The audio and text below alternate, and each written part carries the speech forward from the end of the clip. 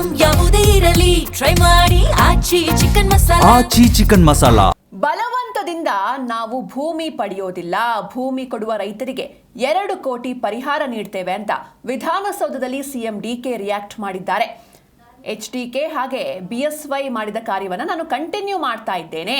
ಅಧಿಕಾರಿಗಳಿಗೆ ಪೊರಕೆಯಲ್ಲಿ ಹೊಡೆಯೋದು ಬೇಡ, ಅಗತ್ಯ ಇರೋ ರೈತರು ಪರಿಹಾರ ಪಡೀತಾರೆ ಅಂತ ಸಿಎಂ ರಿಯಾಕ್ಟ್ ಮಾಡಿದ್ದಾರೆ.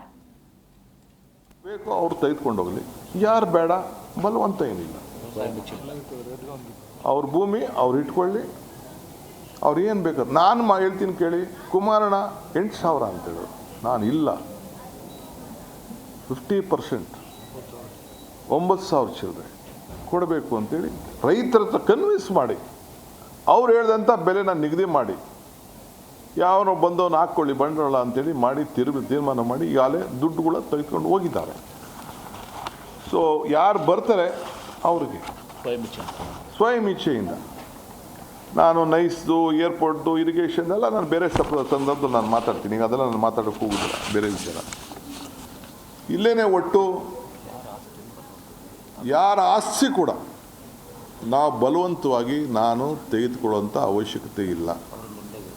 ಅವರು ನೆಮ್ಮದಿಯಾಗಿರ್ಬೋದು, ಯಾರು ದಣು ತೆಗೆದುಕೋಬೇಕಾಗಿಲ್ಲ, ಯಾವ ಸ್ಟ್ರೈಕು ಬೇಡ. ನಿಮಗೇನೋ ಆಸೆ ಇದ್ದರೆ ನನ್ನ ಮೇಲೆ ಏನು ಬೇಕಾದ್ರೂ ನಿಮ್ಮ ಪ್ರಯೋಗಗಳು ಮಾಡಲಿ, ಏನೇನು ಬೇಕೋ ಪ್ರಯೋಗ ನಡೀತಾ ಇದೆ. ಕೇಸು, ಲಾಯರು, ಕೌಂಟ್ರ್ ಕೇಸು, ಮತ್ತೊಂದು ಜೈಲಿಗೆ ಕಳಿಸುವಂಥ ಸಮೀಪ ಬರ್ತಾ ಇದೆ.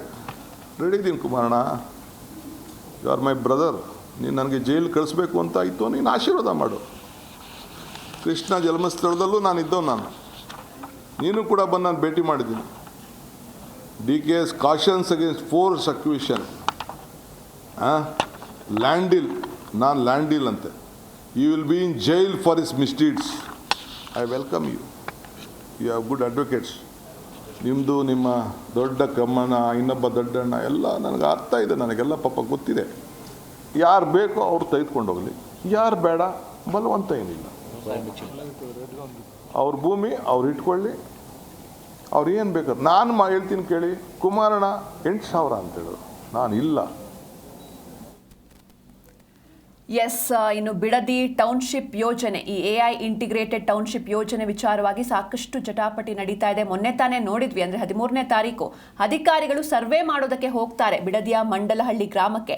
ಅಲ್ಲಿಗೆ ಹೋದಂತಹ ಅಧಿಕಾರಿಗಳ ಮೇಲೆ ಅಲ್ಲಿರುವಂತಹ ರೈತ ಮಹಿಳೆಯರು ಪೊರಕೆಯಿಂದ ಹೊಡೆದಿರುವಂತಹ ದೃಶ್ಯಗಳು, ಜೊತೆಗೆ ಅವರ ಕಾರುಗಳನ್ನು ಜಖಂ ಮಾಡಿದ್ರು, ಮೊಟ್ಟೆಗಳನ್ನು ಎಸ್ತು ತಮ್ಮ ಆಕ್ರೋಶವನ್ನು ಹೊರಹಾಕಿದ್ರು. ಯಾರೂ ಕೂಡ ನಮ್ಮ ಹೊಲದ ಒಳಗಡೆ ಕಾಲನ್ನು ಇಡಬಾರ್ದು ಎನ್ನುವಂಥ ನಿಟ್ಟಿನಲ್ಲಿ ಆಕ್ರೋಶವನ್ನು ಹೊರಹಾಕಿದ್ರು, ರಸ್ತೆಯನ್ನು ತಡೆದಿದ್ರು, ಎಲ್ಲವೂ ಕೂಡ ನಡೆದಿತ್ತು. ಅದಾದಮೇಲೆ ಒಂದಷ್ಟು ಜನ ರೈತರ ಮೇಲೆ FIR ಕೂಡ ದಾಖಲಾಗಿದೆ. ಅದು ರಾಜಕೀಯವಾಗಿ ಸಾಕಷ್ಟು ಚರ್ಚೆಗೆ ಕಾರಣವಾಗ್ತಾ ಇದೆ. ಇದರ ಬಗ್ಗೆ CM ಇವತ್ತು ರಿಯಾಕ್ಟ್ ಮಾಡಿದ್ದಾರೆ. ಅಂದರೆ ನಾವು ಬಲವಂತದಿಂದ ಭೂಮಿಯನ್ನು ಪಡೆಯೋದಿಲ್ಲ, ಯಾರಿಗೆ ಅಗತ್ಯ ಇದೆ ಅವರು ನಮಗೆ ಭೂಮಿಯನ್ನು ಕೊಟ್ಟು ಪರಿಹಾರವನ್ನು ಪಡೆದುಕೊಳ್ಳಿ. ಭೂಮಿ ಕೊಡುವಂತಹ ರೈತರಿಗೆ 2 ಕೋಟಿ ಪರಿಹಾರವನ್ನು ಸರ್ಕಾರ ನೀಡುತ್ತೆ. ಇದು HDK, ಈ ಹಿಂದೆ HD ಕುಮಾರಸ್ವಾಮಿ ಅವರು ಹಾಗೆ BSY ಮಾಡಿದಂತಹ ಕಾರ್ಯವನ್ನು ನಾನು ಕೂಡ ಕಂಟಿನ್ಯೂ ಮಾಡ್ತಾ ಇದ್ದೇನೆ. ಹಾಗೆ ಅಧಿಕಾರಿಗಳು ಯಾರೆಲ್ಲ ಸರ್ವೆ ಮಾಡೋದಕ್ಕೆ ಬಂದಿದ್ರೋ ಅವರಿಗೆ ಪೊರಕೆಯಲ್ಲಿ ಹೊಡೆಯೋದು ಬೇಡ. ನಾವು ಯಾವುದೇ ಕಾರಣಕ್ಕೂ ನಿಮಗೆ ಇಷ್ಟ ಇಲ್ಲ ಅಂದರೂ ಕೂಡ ಬಲವಂತದಿಂದ ಭೂಮಿಯನ್ನು ಪಡೆಯೋದಿಲ್ಲ.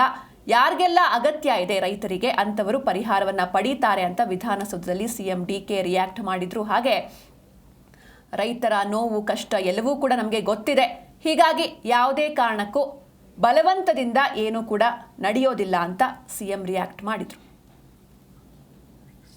ಯಾರು ಬೇಕೋ ಅವ್ರು ತೆಗೆದುಕೊಂಡು ಹೋಗಲಿ, ಯಾರು ಬೇಡ, ಬಲವಂತ ಏನಿಲ್ಲ.